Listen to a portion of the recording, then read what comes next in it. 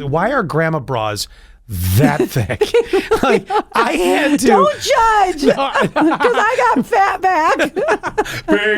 Big bag. It's the Scott and Allie Not for Air podcast. The rules are gone. The shirt is untucked. Here's Scott and Allie. All right, we're in for the Not for Air podcast. Here we go. This is the one that drops right before the big Super Bowl event that's going to take place. Have we decided yet? Are we going to do a special Not for Air podcast at my house at the Super Bowl party? Here's the way it's going to happen. If you can technically get it together. I'm gonna. Well, take the word technically out. You got my life. I have to leave this project up to you right now. Okay. I said this to a coworker. I said, this is not my season for extras. So if you can technically do it, then yes, I am all for it. I'm all for. We'll have us doing it at your house. And what I've proposed was that every single person at the party had to write down a question or a topic or something that we would talk about. And maybe not everyone at the party, but we could have everyone put their topics or questions in a bowl, and then we'll pull them out, and then we'll talk about them as we pull them out. Okay. I think that would be super fun, because you never know. It might be like, oh, we're going to talk about squirrel butts or whatever, which is funny because we did talk about squirrels and at the end of the year, but it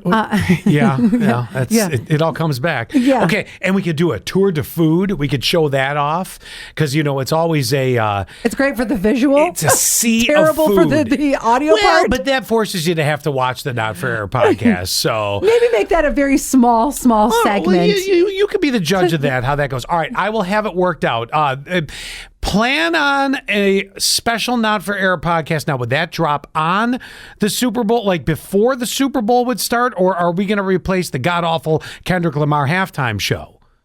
I think we can. I can edit it that night. Sure, we can drop it that night. I'm totally fine with that. I think However, what we should.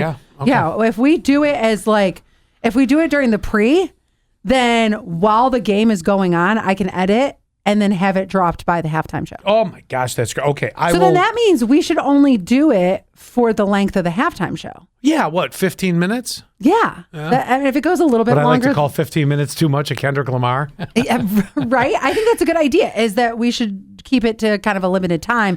And it'll be a bonus Not for Air podcast. By the way, I want to point something out in case it ever gets back to Kendrick about this podcast. Right. But I want to point, I don't have a problem with him per se. I have no problem with him. His music's fine. It's not a Kendrick Lamar issue. It was the choice to make him the primary. I know SZA's going to be there, to make him the main event of that, because we've had years, as you know, not to dwell on this, but we've had years that were great, and we've had years that were not so great. We've had years where there were legends, but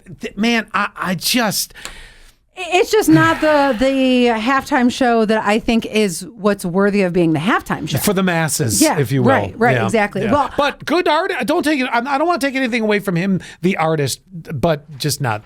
Since you took us to the Super Bowl already, okay, I wanted to do the Super Bowl of. So that means right now it's Eagles versus Chiefs.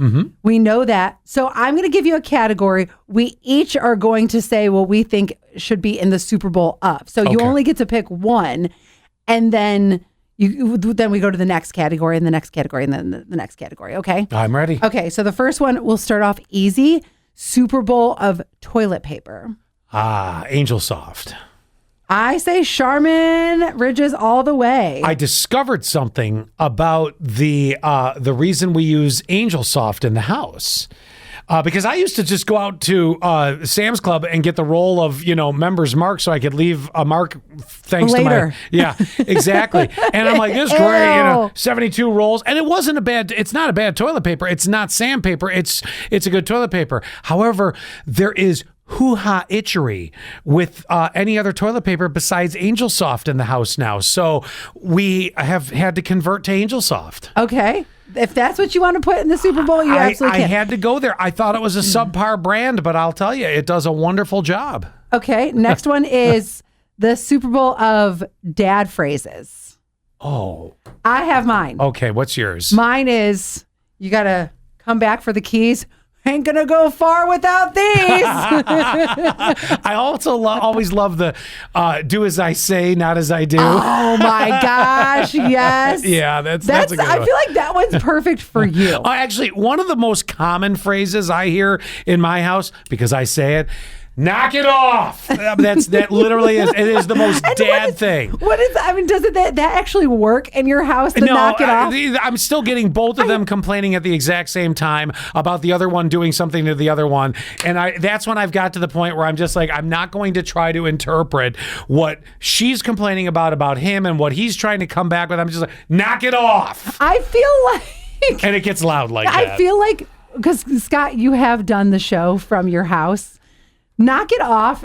It almost becomes wallpaper. Yeah, probably. I hear it from you all the time. Yeah. And it's like, you need to come up with a new one. I guess so. I mean, it's frowned on when you yell, I'm going to beat your eyes shut. Okay. Oh, my mom used to say, I'm going to beat you to a bloody pulp. God.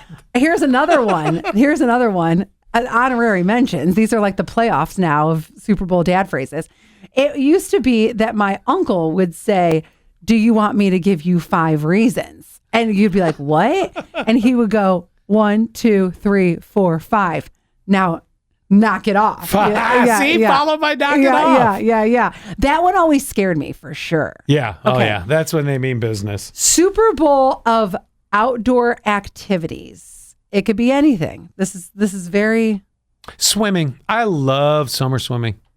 Oh, that's a good one. Love it, love it, love it. I'm going with something similar.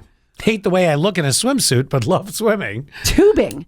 Tubing is so that's much an fun. Awesome one. Yes. God dang, that's a good one. I always, when we visit my cousin Melanie, she has she's got the whole setup. Or this is actually friends on Seneca Lake have this too. They have the boat, and then you go out. They whip you around. You end up like you're talking do it again. Okay, powerboat tubing is the win for me. I've gone tubing up certain rivers, and I'm like, all this is doing for me is giving me a wicked sunburn. I think that's true. The powerboat tubing and it's and regular river tubing is like 5 hours of.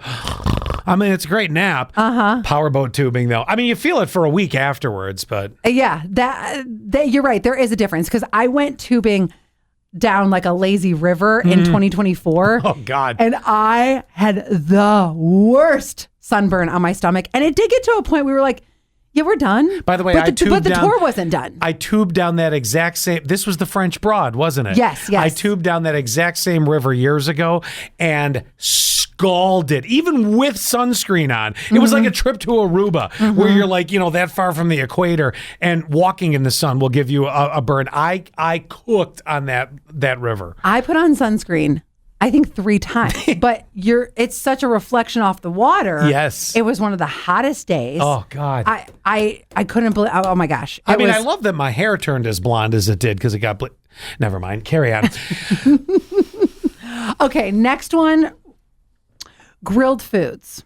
Grilled. Okay. Yeah. Which this could be like a grilled pineapple. No, grilled food, number 1, steak. Grilled. Now, if you were going to say, can't pick yours now. If you were going to say smoker, I would say brisket. Because there's a difference. There is a difference between the two. Yes. So grilled, number 1, steak, followed by a chicken in a very good marinade. Now, here's yet another, because I have the tools. If you're doing flat top, because I have one of those too. I mean, I think I asked grilled, but okay. Seafood. Which, not the best on the grill, I think. No, because it'll get stuck to the grates, but on a flat top, it's perfect. Yeah. Okay. Then I think for grilled, I'm going to go a little bit untraditional. I'm going to go with a grilled stuffed jalapeno. Because when it gets those chars, the cheese is really, really creamy on the inside. So it's the best of all worlds. Yeah, but those things, not that they're hot.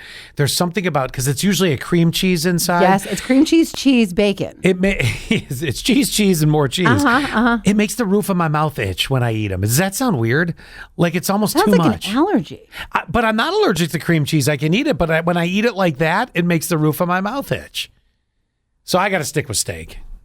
Oh, I would have picked steak if you didn't pick steak, but now I have to go with my second best. Oh, so okay. Because it's definitely not like, It's not chicken for me. Well, since it's the Super Bowl of other things, I would have won that one. Just want to let you know by picking steak. Thank you. And I would have won tubing. Yes, you would have won tubing. Yes, Yeah. if we're now keeping score, that's ironically, fine. you have to swim when you're tubing, but there's a difference. Before we bounce off this, do you have one or no? If not, I've got something else for you. Okay. I'll just go with, we'll go very adult. The Super Bowl of adult beverages. Now, let's do this. Let's go mixed cocktails. Yep. We're not going to go it. beer. We can't get into brands and stuff like that. I got it. Okay. It is a drink that I forget about drinking sometimes, but it's so good. Because G&Ts are for summer. Bourbon, Manhattan things usually tend to be on like the winter. They're for getting fucked up. Right. And that's like more of like a winter cocktail. But I'll tell you, an every time cocktail, I can drink it and I'm always like, refreshing. It's called a pink dink. And it originated here in the Finger Lakes. So it's vodka, ruby red grapefruit juice, and a splash of like club soda. Just a little spice. Oh my gosh. It is so good. Mine's much simpler. If it's it's usually a Jameson and ginger ale with a little bit of lime. Very simple. Oh, I can't. No. Very simple. Jameson that is not for me at all. Well, that does not sound that sounds like I'm making the face. Like, I mean, I could go real adult here and say the Super Bowl of sex positions, but I could leave that up to you. God, no, thank you. Although I did watch a video today where it was one of those old. Oh, you're back on that kick? Where there was an old jazzercise video, and the woman remember those really tiny trampolines? Yes. Like they're like they sit low to the ground. Yeah, they become kid trampolines now. Yeah. Uh-huh. So in this jazzercise class, she's sitting on the trampoline and she's bouncing up and down. She's like, okay, and then you're going to start like this. And then she's like, and then you lift one leg up. And then when that leg gets tired, you switch legs. And then for really advanced, she kind of talked like that too. For really advanced, both legs up and you bounce. And I'm like, what the holy jazzercise is this? What is happening? Because this is not making anyone lose weight. They're just, it's any guy is like, I want to get in that jazzercise class. I want to watch that woman I want to bounce break on an a ankle. Yeah, exactly. I want to watch that woman bounce on that trampoline for a good 45. Oh, that's how we get into the videos. I want to get in that church basement. Church for basement. Jazzercise. Yes. Yeah. But let me tell you, I did jazzercise as a kid and no one's attractive there. Like not one single person. What did your mom in 1987 say? Get off your ass, Alicia. Is that how it happened? My dad just asked me about this. He calls me the other day. The other day is 3 months ago, actually. But it's so funny. Everything's the other day. He calls me. Bring, bring. Did you do jazzercise? I said, yeah. Why are you asking? And he goes, I never remembered you doing jazzercise. And your mom's trying to tell me, because Gail likes to fib a little bit. Your mom's trying to tell me that you did jazzercise. I said, yeah, don't you remember? It was that Baptist church on Center Ridge Road. Wait, and this was an organized event? This wasn't in your living room? No. So me and my you're mom. a dork. Me and my, no, I was a fat dork. Me and my mom would go to jazzercise on like Mondays and Wednesdays. And it was after... She must have been on day shift because my mom was on afternoons for a very long time. So I was pretty young. I even had the jazzercise outfit and everything. I had tight leggings. Then it was like the French cut. And we would, you pay your $5. And I'll never forget, her name was Terry. Terry with broccoli bangs is up there like, okay, now pump your, thrust your hips. So I'm like thrusting. Then at one point, I am laying on the ground of a Baptist church basement, and I'm thrusting my lips. Oh my God. Thrusting my hips up, and I'm like in first grade. I'm like, at the time, I was thinking, this is weird. Mm-hmm. What a sexual move. It shouldn't have just been at the time you were thinking it was weird. I would think for all time. That's weird. Now, it's funny you mentioned that about your mother taking you to that. You just sparked a memory I haven't thought of in years. Well, tell me. Okay, so my mom used to go to a gym, not to pump iron and not to jazzercise. What did she do? No, she got on. Do you remember the machines? They used to be really popular like around the 1940s. 40s, but they had a resurgence in the late 80s where you'd stand on the machine and the belt would go around you and go. I always wanted to get on one of those. I've seen those like on TV and things like that. Didn't I Love Lucy do one at one point? So you see what I'm saying? Way, way, way back. We're talking 40s and 50s. That was the thing. It was working out without working out, I guess. Yeah. And then somewhere along the lines in the late 80s, and mind you, this was somewhere in Buffalo, they came back and my mother went and did it. And I'm thinking to myself, okay, I mean, if that's the way you're going to do it, but it was one of those classic belts where, you would just get in and go, and, just like the cartoon or whatever. The other day, I met somebody who I never had a conversation with this person before. And I was talking about the show and she was like, at this point, I feel like you guys know each other so well, like you know everything about each other.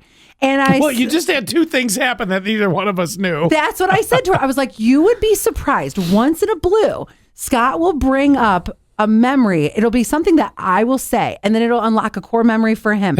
And then he'll tell me something that I've never heard before. Yeah. And it's the same. Once in a while, it'll happen. Not that often, but it does. But I never knew your mom did that. Yeah. So then she asked me, she goes, well, what was something recent? And I said, well, the one that I remember was when you told me that you had your parakeet Peter, but then there was other parakeets and they all became Peter. And I was Every one of them was Peter. That's just the laziest thing I've ever heard. I said that came later in our friendship, was finding out that your parents just kept on going Peter. There was so like she had three. a question that I'm going to ask you. Okay. She said, why did they keep naming it Peter? Was it because they didn't want Scott to find out that Peter had died? No, there were at least two Peters consecutively, and I don't know why. I said, no, I think he knew, but I said I would ask you. So I think that they just weren't creative, which is weird. It's very possible. Because from the parakeets, there was Jojo. That was a mean, ordinary parakeet. You put your finger near the cage, it was coming after you. So Jojo came from my grandmother when she was too sick to care for the bird and all that. I think she was getting near the point of having to go into a nursing home. So we got Jojo, and then after Jojo flew the coop. It was the first Peter, and then there was definitely a second Peter. There was at least two Peters. It makes sense why Jojo was so ornery, because he was taken away from his person. I'm pretty sure he was a pissed off bird, even living with my grandmother, who also, let me just tell you, one ornery lady. I mean, she was tough as nails. Were all grandmas ornery at one point? Because if they're products of like the end of World War II, like if they lived through the Second World War, because I'm of the age where my grandmother, actually very noble thing. I've mentioned this before. She used to bake hundreds of cookies for the Salvation Army that they would send to the troops. I love that. So it was, you'd think she would have perfected that recipe, because her cookies, I don't remember being great, but but when you're in war, you're willing to eat anything. Like you're in a foxhole, right? A soggy chocolate chip looks real good. Exactly. You're like, I'll eat a cracker with dirt. I don't care. Much. So, but she was just a tough broad. And she was the same grandmother that, talking about another great, not really memory. When I was young, she was the grandmother that was able to physically, I could spend the night there more often, because I didn't realize this until I got later in life. I've actually had some things happen later in life that I realized that's why my parents did it. Why did we have meals every Tuesday night like tuna casserole? Simple enough. My dad was smart. We were eating cheap so that we could actually have a retirement. Like these things were, you never knew. Like they managed the house in a way that you never felt that you were without something or living less in any way, even though a little bit tuna casserole every Tuesday night. Oh, and then tuna casserole, there must have been inflation on noodles because it went to rice for a while as the middle. And that just ruined it. Changes it. But I love tuna casserole. Oh, yeah, right? A good tuna casserole. So things like that, my parents would have their friends over. They used to call it club, and the couples would come over and they'd have shitty whiskey like Black Velvet and ginger ale. And I'm like, well, all right, that was smart because, you're buying, it was cheap. And then at midnight, they'd do a late night snack because obviously they've been all as couples sitting around drinking, playing cards. So you better, get something in your stomach before you drive home. One one of the big delicacies was something called a tuna burger. And it was Ew. tuna fish made with pickles on a bun, wrapped in foil, put in an oven, and warmed up with cheese. So now you're eating a warm, cheesy... This was food that came out of the 1960s. It was the pizza rolls of their day. Yes, because it was. When I hang out with like our friends... Made of tuna. Yeah, when I would hang out with our friends Danielle and TJ back in our like partying days, we would just... we would eat the shit out of some pizza rolls. Yes, you would. And I remember because TJ would fall asleep. Well, I would always fall asleep too, but TJ would fall asleep and all of a sudden, the fire alarm's going off because the pizza rolls are being burnt. We're like, oh, what? You guys, the pizza rolls are ready. Real ready. Yeah, real ready. Oh, so back to what I was going to say about my grandmother. I forgot. So this was the same grandmother who we discovered probably not the best baker of cookies for the troops back in World War II. Yes. And ornery and just tough as nails.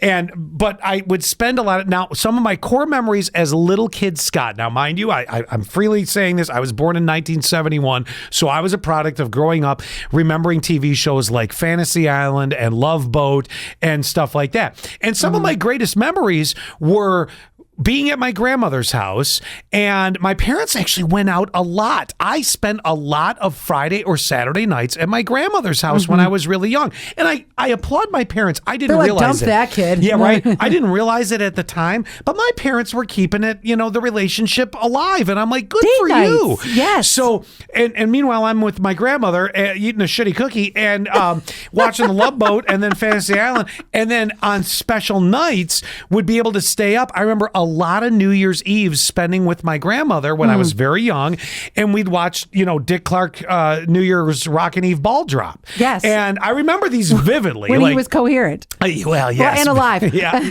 both. Yes, and right. But then, so those are fun, great memories. Then the one that's not so great is my grandmother had this circular, like wire-looking brush, and sometimes when I'd go into the room that I'd spend the night in, and I'd hear down the hall, Scotty, and I'm like, yeah. Oh my God. Come in here and scratch my back.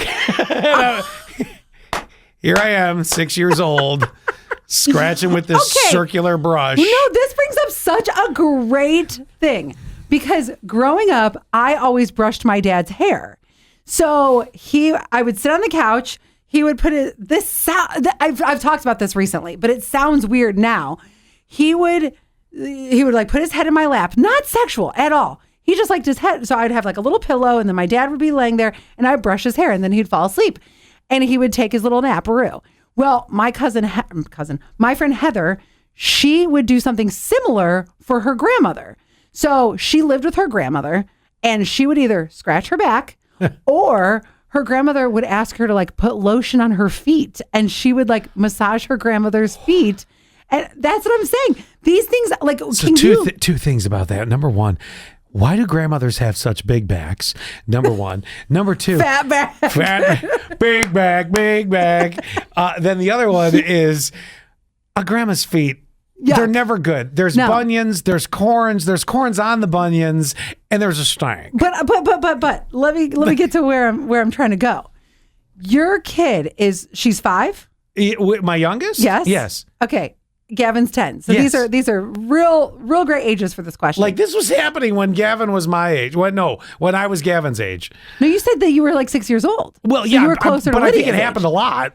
Right. So my question is, would you, and maybe you don't feel comfortable answering this, but would you have like Gavin or Lydia scratch your back or put lotion on your feet? No. Although, you know what I have had them do? Like if the three of us were going to the town pool, because again, I earlier in the podcast said summer swimming, and the kids love it too. And we always have a blast. We have a great town pool where I live. I mean, like really great. And, I will have them spray me with the sunscreen on the back because you can't get your whole back. Right. But that's as far and as then I'm. Do they rub? No. And the reason why. That's like that. They're not even touching you. No, but it's spraying me. And the reason why I do that is probably the core memory of like, I don't want to traumatize my kids to what I had to go through, which was completely normal apparently back then. Exactly. And that's why I'm saying, like, I was not traumatized by this memory with my dad.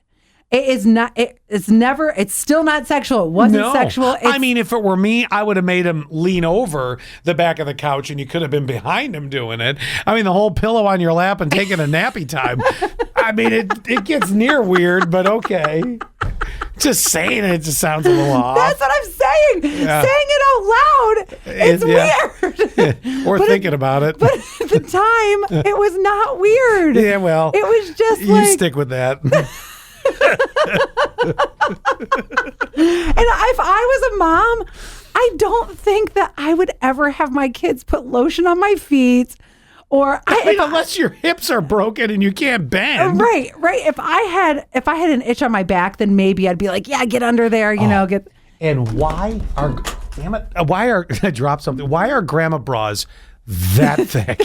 Like I had to. Don't judge, because I got fat back.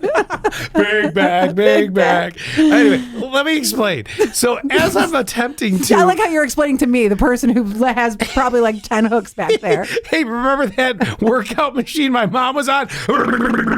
That's the back strap of your bra. Hanging on for dear life.